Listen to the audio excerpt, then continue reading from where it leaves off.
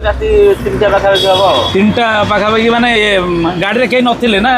ଯାଉଥିଲି ଆଣିବା ପାଇଁ ପୁରୀ ଯାଉଥିଲା। ସେଠାରେ ଖାଇଲୁ, ଏତେ ଗୁଡ଼ିଏ ଲୋକ ହଠାତ୍ ପଶିଲେ। ସେ ଭାଇ 2 ଜଣ ଥିଲେ, କହିଲେ ସମସ୍ତେ ଯଦି 30 ଟଙ୍କା ଲେଖାଏ ଦେବ ଠାକୁରଙ୍କର ଦର୍ଶନ ଆମେ କରାଇଦେବୁ। ପୋଖରୀ ଏତେ ଅପରିଷ୍କାର ଯେ ପାଣି ବୋଟଲ ଠାରୁ ଆରମ୍ଭ କରି ଜରି ବିଭିନ୍ନ ପ୍ରକାର ଏମିତି ଖାଲି ସେ ପାଣିରେ ଗଦା ହେଇଛି, ଆପଣଙ୍କୁ ଗୋଡ଼ ଧୋଇବାକୁ ବି ଭଲ ଲାଗିବ ନାହିଁ। ସେ ଗାଁ ନାହିଁ ନା କିଛି ନାହିଁ, 1 କିଲୋମିଟର ଟଣ୍ଡା। ଆଚ୍ଛା, 1 କିଲୋମିଟର ମଶାଣି। ଜୟ ଜଗନ୍ନାଥ ସାଙ୍ଗମାନେ, ଶୁଭ ସକାଳ। ନୟାଗଡ଼ ବ୍ଲଗ ସିରିଜ୍ ଆମର ଆର ଚ୍ୟାନେଲରେ ସରିଯାଇଛି। ଆଜି କିଛି ଅନୁଭୂତି ଆପଣମାନଙ୍କୁ ସେୟାର କରିବି, ଯେଉଁଥିରେ ଆପଣ କିଛି ଜିନିଷ ମଧ୍ୟ ଜାଣିପାରିବେ। ପ୍ରକୃତରେ ଆମେ ଯେଉଁ ଜାଗା ବୁଲିବାକୁ ଯାଇଥିଲେ ସେ ଜାଗାରେ କ'ଣ ସମସ୍ୟା ରହିଛି, ଭଲ ମନ୍ଦ କ'ଣ ରହିଛି, କେତେ ବଜେଟ୍ ଥିଲା, କେତେ କ'ଣ ଖର୍ଚ୍ଚ ହେଲା, ଏସବୁ ବିଷୟରେ ମୁଁ ଆପଣମାନଙ୍କୁ ସୂଚନା ସମ୍ପୂର୍ଣ୍ଣ ରୂପେ ଦେବି। କହିବା ପୂର୍ବରୁ ଆମେ ଯେଉଁଠି ବ୍ଲଗ୍ଟି ସମାପ୍ତି କରିଥିଲେ ସେଇଠୁ ମୁଁ ଆପଣଙ୍କୁ ଅନୁଭୂତି ଗୁଡ଼ିକ କହୁଛି, ତାପରେ ଯିବାଠାରୁ ମଧ୍ୟ ଆପଣମାନଙ୍କୁ କହିବି। କଥା ହେଉଛି, ବରୁଣେଇ ଢାବାରେ ଆମେ ଖାଇକରି ସେଠାରେ 10ଟାରୁ 10:15-20 ଭିତରେ ବାହାରିଲୁ। ଆସିବାର ଅଧଘଣ୍ଟାରୁ 40 ମିନିଟ୍ ଭିତରେ ଆମର ଡ୍ରାଇଭର ରାଜୁ ଭାଇଙ୍କୁ ପ୍ରବଳ ନିଦ ଲାଗିଛି। ସେ ଆମକୁ ସେ ବିଷୟରେ କିଛି ସୂଚନା ଦେଇନାହାନ୍ତି, କିନ୍ତୁ 10-20 ମିନିଟ୍ ପୂର୍ବରୁ ଅନେକ ଲୋକ ଅନୁଭବ କରିଛନ୍ତି ଆମର ଯେଉଁ ଭାଇମାନେ ଯାଇଥିଲେ, ମଉସାମାନେ ଯାଇଥିଲେ, ଜେଜେମାନେ ଯାଇଥିଲେ, ଗାଡ଼ି ଯେମିତି ଅଳକିଲା ଭଳିଆ ଚାଲୁଛି। ତା ପୂର୍ବରୁ ମୁଁ ଆମର କଇଆ ଭାଇ ମଧ୍ୟ ଆମର ଅରିକିତ ଦାଦା ଆଗରେ ବସିଥିଲେ, ତାଙ୍କୁ ମଧ୍ୟ କହୁଛୁ ଯେ ଆପଣ ଭଜନ ଫଜନ କ'ଣ ଗୀତ ଟିକେ ସେଠାରେ ଲଗାନ୍ତୁ, ଗୀତ ଟିକେ କାନରେ ବାଜୁଥିବ, ଆମେ ଯିବା, ଶୁଣି ଶୁଣି ଯିବା। ଦାଦା କହିଲେ ନାଇଁ ନାଇଁ ସମସ୍ତେ ଟିକେ ରେଷ୍ଟ ନିଅ, ଶୋଇପଡ଼, ଏଇଖିଣା ଭଜନ ଫଜନ କିଛି ବାଜିବନି, ଗାଡ଼ି ସେମିତି ଚାଲିବ। ଦାଦା ସେଠାରେ ବସିଛନ୍ତି। ଅନ୍ୟାନ୍ୟ ଲୋକମାନେ ଯେ ସବୁ ପଛରେ ବସିଥିଲେ, ମଝିରେ ବସିଥିଲେ, ତାଙ୍କୁ ମଧ୍ୟ ନିଦ ଲାଗିଛି। ହଠାତ୍ କିଛି ସମୟ ଯାଇଛି, NH ଉପରେ ରାଜୁ ଭାଇ ଗାଡ଼ିଟାକୁ ଠିଆ କରି ଷ୍ଟେରିଂ ଉପରେ ଏମିତି ଶୋଇପଡ଼ିଲା। ମୁଁ କହିଲି ରାଜୁ ଭାଇ କ'ଣ ହେଲା? ରାଜୁ ଭାଇ ମୁଁ ସେତେବେଳକୁ କହୁଛି, କଇଆ ଭାଇ କହୁଛି ଟିକେ ଗୀତ ଫିତ କ'ଣ ଲଗାଅ, ଟିକେ ମନୋରଞ୍ଜନ ହେଉଥିଲେ ନିଦ ଲାଗିବନି। ରାଜୁ ଭାଇ ସେଠୁ ଓହ୍ଲେଇଲେ, ଚା ଫା ପିଇଲେ, ଆମେ ସେଠାରେ 20 ମିନିଟ୍ ଖଣ୍ଡେ ଅତିବାହିତ କଲୁ। ମୁଁ ରାଜୁ ଭାଇଙ୍କର ନିଦଟାକୁ ଭାଙ୍ଗିବା ପାଇଁ, ରାଜୁ ଭାଇଙ୍କୁ ଯେମିତି ତାଙ୍କ ବ୍ରେନ୍ଟାକୁ ସତେଜ କରିବା ପାଇଁ ଭିନ୍ନ ଭିନ୍ନ କଥା ରାଜୁ ଭାଇଙ୍କୁ ସବୁ ପଚାରୁଛି, ଯେମିତି ରାଜୁ ଭାଇ ଆଉ ବୋରିଂ ହେବ ନାହିଁ, ତାକୁ ନିଦ ଲାଗିବନି। ଗାଡ଼ି ଚାଲିଛି, ଆମର ରାଜୁ ବାବୁ ପୁରା କନଷ୍ଟାଣ୍ଟ ଗାଡ଼ି ଚଲାଉଛନ୍ତି। ରାଜୁ ବାବୁ କ'ଣ ଖବର? ଭଲ ଟିକେ ଭଲ। ଆଉ ଗୋଟେ ଭଲ କଥା କୁହ, ତମେ ତ ଗାଡ଼ି କେତେ ବର୍ଷ ହେଲା ଚଲେଇଲଣି? ଗାଡ଼ି ଚଲେଇନି 10 ବର୍ଷ ହେଇଯିବ। 10 ବର୍ଷ ହେଲାଣି। ଗୋଟେ ମଜା ଘଟଣା କହିଲ କ'ଣ ଗାଡ଼ି ଚଲେଇବା ଭିତରେ? ତମେ ହସି ହସି ବେଦ ଭାଇ, ତ କେତେ ଲୋକଙ୍କୁ ତ ଆଣୁଛ ନା କି, ନୂଆ ନୂଆ ଲୋକଙ୍କ ସହିତ ତମର ପରିଚୟ।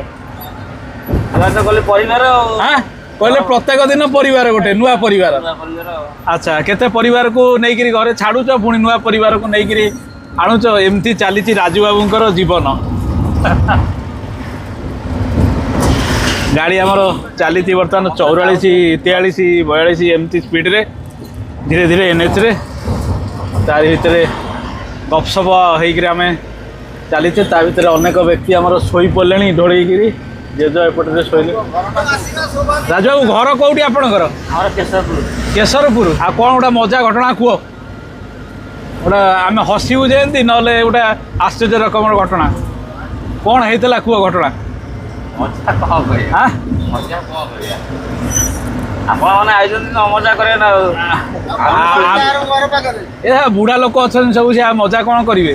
ଇଏ ଆଉ ନାଚିବା ବୟସ କ'ଣ ତାଙ୍କର ଅଛି ସବୁ? ବୁଢ଼ାଳିଆ ଭଲ ନାଚିବେ ନା। ବୁଢ଼ାଳିଆଙ୍କର ନାଚିବା ବୟସ ନାହିଁ, ଟୋକାଳିଆଙ୍କର ନାଚିବା ବୟସ ଥାଏ। ସେ ସ୍କୁଲ କଲେଜ ପିଲା ହେଲେ ତାଙ୍କର ବଜେଇଦେଲ, ତମେ ଗୀତ ବଜେଇଦେଲ, ସିଏ ତାଙ୍କର ନାଚିଲେ। କ'ଣ ଭୂତ ଭୂତ ଦେଖିଛ? ଭୂତ ଭୂତ ଭୂତ ଦେଖିଛି। ଆଉ ଭୂତ କୋଉଠି ଦେଖିଲ? ଏ ଭଡ଼ାରେ ଗଲାବେଳେ ଭୂତ ଦେଖେ। ଆଉ ଭଡ଼ାରେ ଗଲାବେଳେ ଭୂତ ଦେଖିଲ? ଭୂତ କ'ଣ ଧଳା ଶାଢ଼ୀ ପିନ୍ଧେ ନା କଳା ଶାଢ଼ୀ? ଧଳା ଶାଢ଼ୀ ପିନ୍ଧିଥିଲା। ଧଳା ଶାଢ଼ୀ ପିନ୍ଧିଥିଲା ଭୂତ। ଭୂତ ମାନେ ଆମର ପୁଅ ପିଲା ଭୂତ, ଝିଅ ପିଲା ଭୂତ ନୁହଁ। ପୁଅ ପିଲା ଭୂତ ଦେଖିଛନ୍ତି?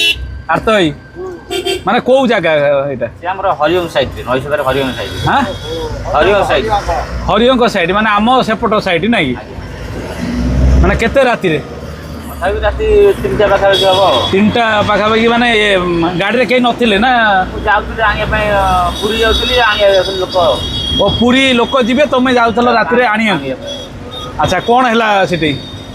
ପରେ ଠିଆ ହେଇଛି ତ ଦେଖିକି ଗଲି ଆଉ କ'ଣ ମୋତେ ଚାରି ମାସ ଡାକିଲା ମୁଁ ଆଉ ସେ ଝାଡ଼ା ଫାଡ଼ା କିଏ ଆସିନଥିଲା ତ? ନାଇଁ ନାଇଁ ଡଙ୍ଗା ପାଖରେ ଆଉ ମଶାଣି ପାଖରେ ହଁ ଡଙ୍ଗା ପାଖରେ ଆଉ ମାନେ କେଡ଼େ ବିଛାଡି ଆଉ ହଁ ବିଛାଡି ଗାଁ ନାହିଁ ନା କିଛି ନାହିଁ 1 କିଲୋମିଟର ଡଙ୍ଗା। ଆଚ୍ଛା 1 କିଲୋମିଟର ମଶାଣି। ହଁ ସେଇ ଯେଉଁ ହରିହଙ୍କ ଗଲାବେଳକୁ ସେ ଯେଉଁ ପଡ଼ିଆଟା ଯେଉଁ ଖେଳ ପଡ଼ିଆଟା ପଡ଼ିବ ସେଇଟା ତ ଲୁଣା ଯେଉଁ କରାଣ୍ଡିଆ କୂଳରେ। ହଁ ସେ ଠିଆ ହେଇଥିଲା ପୁରା ପରେ ଠିଆ ହେଇଥିଲା ଆଉ କରେ ଠିଆ ହେଇଥିଲା ଦେଖିକି ଗଲି ଆଉ କ'ଣ କରିବି। ଏମିତି ସବୁ ଘଟଣା ନା କ'ଣ? ହଁ ଆଗେ ଚଲାଉଥିଲ କ'ଣ ଅଟୋ? ନାଇଁ ନାଇଁ ଆଉ ବୋଲେ ଆଇଟରୁ ଆଚ୍ଛା ତାପରେ ଏଇ ଗାଡ଼ି ଆଇଟରୁ ପଳେଇ ଏଇ ଗାଡ଼ି। ହଉ ତମେ ସବୁଆଡ଼େ ବୁଲୁଛ କିନ୍ତୁ ଏନ୍ଜୟ ଟିକେ ଏନ୍ଜୟ କଲେ କ'ଣ ହବ? ଆଉ ଗାଁ ବୁଲି ଯାଉଛି ଘର ବୁଲି ଯାଉଛି ଫ୍ୟାମିଲି କତିରେ ରହିପାରୁନି ଟିକେ। ଆମ ପରିବାରଟା ନିଆରା ପୁରା ଶାନ୍ତ ପରିବାର। ଇଏ ଶାନ୍ତ ପରିବାର। ଆମ ପରିବାରଟା ଶାନ୍ତ ପରିବାର।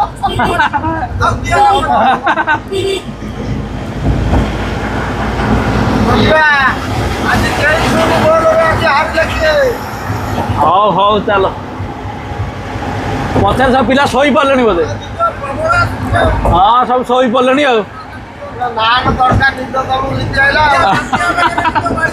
ନିଦ ନିଦ ଦେଖିଲେ ଆପଣମାନେ ଗୋଟେ ଡ୍ରାଇଭର ଭାଇ ବହୁତ ରିକ୍ସ ନେଇ ମଧ୍ୟ ଗାଡ଼ି ଚଲାଇଥାଏ। ଡ୍ରାଇଭର ଯେମିତି ଆମର ଭଗବାନ ତୁଲ୍ୟ, କାହିଁକି ନା ଏତେ ଲୋକଙ୍କର ଭାର ତା ମୁଣ୍ଡରେ ରହିଛି, ତା ହାତରେ ଷ୍ଟେରିଂ ରହିଛି, ସେ ଯୁଆଡ଼େ ଯେମିତି ମୋଡ଼ିବ ଗାଡ଼ି ସିଆଡ଼କୁ ସେମିତି ଚାଲିବ। ଅବଶ୍ୟ କୌଣସି ବିପଦ ଆପଦରେ ଆମେ ଏଇ ଯେଉଁ ରହିଥିଲା ଟ୍ରିପ୍ରେ ପଡ଼ି ନାହୁଁ।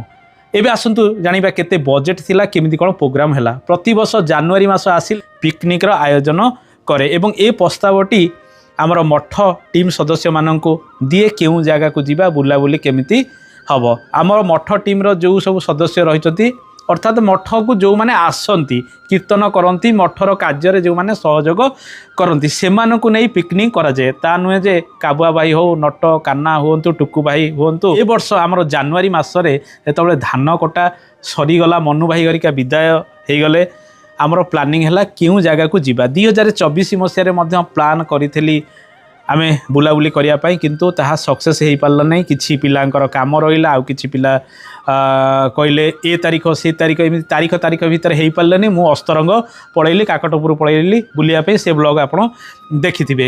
ଏ ବର୍ଷ ମୋର ପ୍ଲାନିଂ ଥିଲା ଆମେ ଯିବା ମା ସମଲେଇଙ୍କୁ ଦର୍ଶନ କରିବା, ହୀରାକୁଦ ଡ୍ୟାମ୍ ଦେଖିବା, ଘଣ୍ଟେଶ୍ୱରୀଙ୍କ ପାଖକୁ ଯିବା, ଚିପିଲିମା ଯିବା, ଏସବୁ ଜାଗା ମୁଁ ପ୍ଲାନିଂ କରିଥିଲି। କିନ୍ତୁ ସମ୍ବଲପୁର ଆମ ଘରଠାରୁ ବହୁତ ବାଟ, ଯିବା ଆସିବା ଯଦି ଆମେ ଦେଖିବା 800ରୁ 900 କିମ୍ବା 1000 କିଲୋମିଟର ଭିତରେ ପଡ଼ିଯିବ। କଷ୍ଟ ଅଧିକ ପଡ଼ିଲା, ଯେଉଁ ସମସ୍ତେ ଯେତିକି ଆମର ଆମାଉଣ୍ଟ ଆଦାୟ ହୁଏ ସମସ୍ତେ ଦେବା ପାଇଁ ଟିକେ କୁଣ୍ଠିତ ପ୍ରକାଶ କଲେ। ମୋ ତରଫରୁ ମୁଁ ବହୁତ କିଛି ଅନୁଷ୍ଠାନ ତରଫରୁ ସହଯୋଗ କରେ, ମୋର ଯେତିକି କାପାସିଟି ଅଛି ମୁଁ ଯେତିକି ଦେଇପାରିବି। କିଛି ପିଲା ଆମର ରାଜି ହେଲେ ନାହିଁ ସମ୍ବଲପୁର ଯିବା ପାଇଁ, ଆଉ କିଛି ପିଲା ମଧ୍ୟ ରାଜି ହେଲେ। ତେଣୁ ଏହା ଭିତରେ ଆମର ଗୋଟେ ମିଟିଂଟେ ବସିଥିଲା, ସିଏ ସ୍ଥଗିତ ହେଲା। ତା ପରଦିନ ଆଉ ଗୋଟେ ପ୍ରସ୍ତାବ ମୁଁ ଦେଲି, ରୁଟ୍ ଚେଞ୍ଜ ହେବ, ଆମେ ସମ୍ବଲପୁର ଯିବା ନାହିଁ, ସମସ୍ତେ ରାଜି ହେଉନାହାନ୍ତି।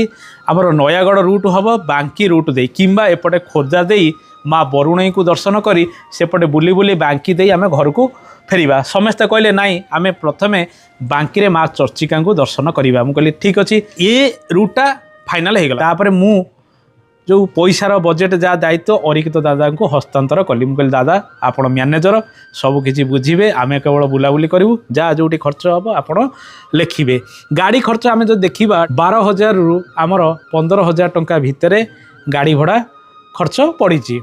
ଆଉ ଯେଉଁ ଯିବା ଆସିବା ବୁଲାବୁଲି ଖର୍ଚ୍ଚ, ଗାଡ଼ି ଭଡ଼ା ଖର୍ଚ୍ଚ ସମ୍ପୂର୍ଣ୍ଣ ଯଦି ମିଶାଇବା 22,000ରୁ 23-24,000 ଭିତରେ ଆମର ଖର୍ଚ୍ଚ ହେଇଛି। ପ୍ରଥମ ସ୍ପଟ୍ ଆମେ ଯାଇଥିଲୁ ବାଙ୍କିରେ ମା ଚର୍ଚ୍ଚିକାଙ୍କର ଦର୍ଶନ, ସୁନ୍ଦର ଦର୍ଶନଟି ହେଲା। ବାଙ୍କିର ପରିବେଶ ମଧ୍ୟ ଭଲ ଥିଲା। ତାପରେ ଗଲୁ ଫତେଗଡ଼ ଶ୍ରୀରାମ ମନ୍ଦିରରେ ବହୁତ ସୁନ୍ଦର ଦର୍ଶନ ହେଲା ପ୍ରଭୁଙ୍କର। ସେ ଯେଉଁ ମୂର୍ତ୍ତି ହେଇଛି ସେମିତି ଆପଣ ଚାହିଁକିରି ରହିଥିବେ। ଫତେଗଡ଼ର ପରିବେଶ ମଧ୍ୟ ଭଲ ପାଇଲୁ, ଯେଉଁଟାକି ବେଶୀ ପରିଷ୍କାର ପରିଚ୍ଛନ୍ନ ଥିଲା ଏବଂ ରାସ୍ତା କଟା ହେଇ କାମ ଗୁଡ଼ିକ ମଧ୍ୟ ପାର୍ଶ୍ୱରେ ସବୁ ହେଉଛି। କିନ୍ତୁ ଯେତେବେଳେ ଆମେ ଯାଇ କଣ୍ଟିଲରେ ପହଞ୍ଚିଗଲୁ, କଣ୍ଟିଲର ଠାକୁରଙ୍କର ଜାଗା ପରିବେଶ ଭଲ ଥିଲା, କିନ୍ତୁ ମନ୍ଦିର ପଛପଟେ ମହାନଦୀ ବହିଯାଇଛି।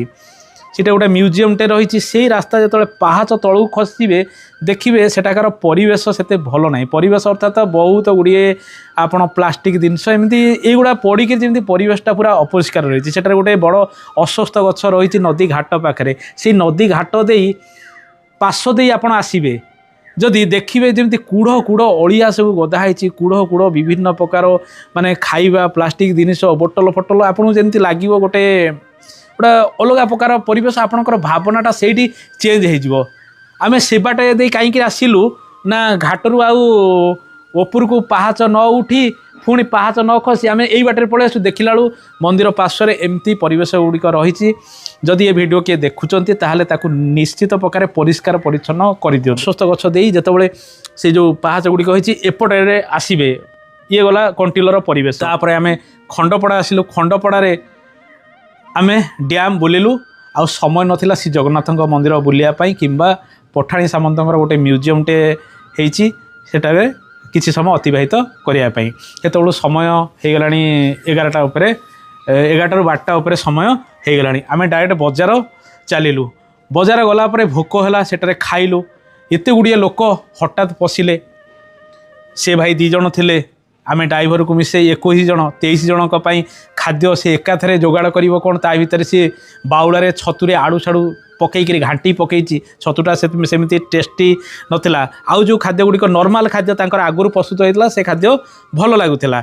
ମାଛ ମିଲ୍ 3-4 ଜଣ ଖାଇଲେ, ଯେଉଁଟା 100 ଟଙ୍କା ଲେଖା ଥିଲା। ଛତୁ ମିଲ୍ ଆଉ ପୂର୍ବରୁ ଯେଉଁ ସାଧା ଦେଇଥିଲା ତାକୁ ମିଶାଇଲେ ପାଖାପାଖି 120ରୁ 130 ଟଙ୍କା ପାଖାପାଖି ପଡ଼ିଗଲା। ତେଣୁ ଛତୁଟା ଭଲ ଭାବରେ ସେ ପ୍ରସ୍ତୁତ କରିନଥିଲା। ଅନ୍ୟାନ୍ୟ ଖାଦ୍ୟ ଗୁଡ଼ିକ ଠିକ୍ଠାକ୍ ଥିଲା। କିନ୍ତୁ ସେ ହୋଟେଲରେ ଆମେ ଯେଉଁ କୋଏନା ହୋଟେଲରେ ଖାଇଲୁ, ପଛରେ କେବଳ ଡାଲି ଭାତ ଦେବ, ତରକାରୀଟିଏ ବି ଆମକୁ ସିଏ ଦେଲା ନାହିଁ।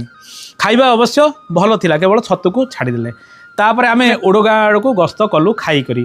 ଓଡ଼ଗାଁରେ ଆମେ ଶ୍ରୀ ବୈଷ୍ଣବ ଦେବୀଙ୍କୁ ଦର୍ଶନ କରିପାରିଲୁନୁ। କାହିଁକି ନା ଆମେ ଯେଉଁ ସମୟରେ ପହଞ୍ଚିଲୁ ସେ ସମୟରେ ପ୍ରତିଷ୍ଠା ଠାକୁରଙ୍କର ହେଇନଥିଲା। ସେ ପରିବେଶ ବୁଲିଲୁ, ବହୁତ ସୁନ୍ଦର ଲାଗିଲା ପରିବେଶ। ଉପରେ ଯେମିତି ଆପଣଙ୍କୁ ଥଣ୍ଡା ଲାଗୁଥିବ ଏବଂ ସ୍ୱତନ୍ତ୍ର ଗୋଟେ ନିଆରା ପରିବେଶ।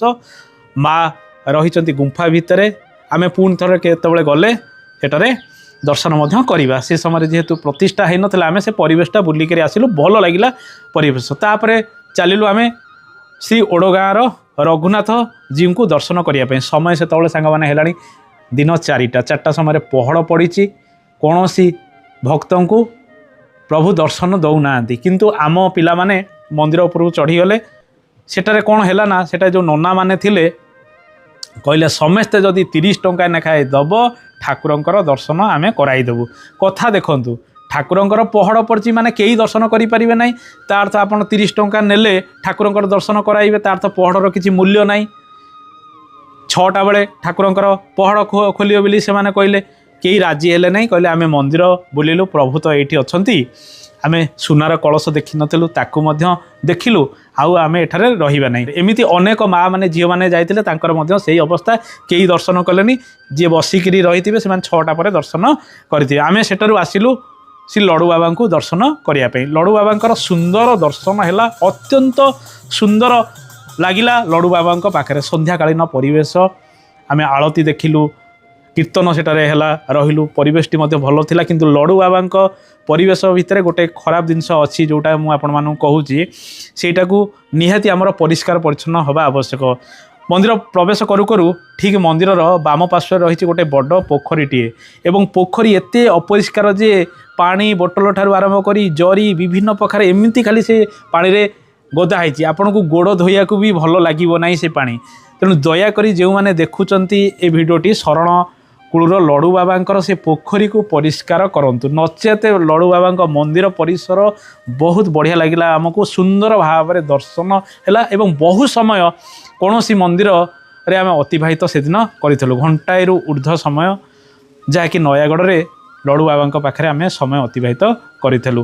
ଛେନାପୋଡ଼ ଆସିକରି ନୟାଗଡ଼ ବଜାରରେ ଖାଇଥିଲୁ, ବଢ଼ିଆ ଲାଗିଲା ନୟାଗଡ଼ ଛେନାପୋଡ଼। 220 ଟଙ୍କା ପାଖାପାଖି ଛେନାପୋଡ଼ ସେମାନେ କିଲୋ ହିସାବରେ ନେଲେ। 5 କିଲୋ ପାଖାପାଖି ଆମର ପିଲାମାନେ ଛେନାପୋଡ଼ ସେଦିନ ଖାଇଥିଲେ। ଆଉ ଯେତିକ ଛେନାପୋଡ଼ ଥିଲା ତାଙ୍କ ଦୋକାନରେ, ପାର୍ଶ୍ୱ ଦୋକାନରେ କିଏ କିଲେ ଅଧ କିଲେ ଲେଖା ଘରକୁ ଆଣିଲେ। ଏମିତି 15ରୁ 16 କିଲୋ ପାଖାପାଖି ଛେନାପୋଡ଼ ଆମ ପିଲା ଖାଇଛନ୍ତି ଏବଂ ଆଣିଛନ୍ତି। ଛେନାପୋଡ଼ର ମଜା ଗୋଟେ ନିଆରା।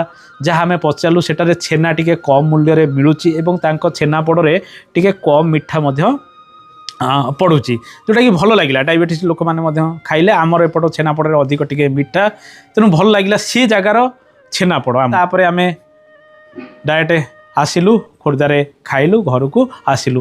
ରାତି 1ଟାଏ ପାଖାପାଖି ଆମେ ଆସି ସାଙ୍ଗମାନେ ପହଞ୍ଚିଲୁ। କେଉଁଠି କିଛି ଅସୁବିଧା ହେଲା ନାହିଁ, ଏମିତି ସୁବିଧା ଅସୁବିଧା ଥିଲା। ତେଣୁ ଜୀବନରେ ସୁଖ ଦୁଃଖ ଲାଗି ରହିଛି, ସମସ୍ତଙ୍କୁ ଏକଜୁଟ କରି ନେବାଟା ସହଜ ନୁହେଁ ଏବଂ ସମସ୍ତେ ଭଲ ଭାବରେ ଏନ୍ଜୟ କଲେ, ପ୍ରଭୁଙ୍କୁ ଦର୍ଶନ କଲେ, ବୁଲାବୁଲି ମଧ୍ୟ ବହୁତ ଭଲ ହେଲା। ଭାଇମାନେ ରହିଲୁ, ପୁଣି କେବେ ଦେଖା ହେବ। ରହୁଛି ସାଙ୍ଗମାନେ, ପୁଣି ଆଗାମୀ ମଧ୍ୟରେ ଆପଣଙ୍କ ସହିତ କିଛି ନୂତନ ଅନୁଭୂତି ସହିତ ଆସିବି। ଜୟ ଜଗନ୍ନାଥ, ଧନ୍ୟବାଦ।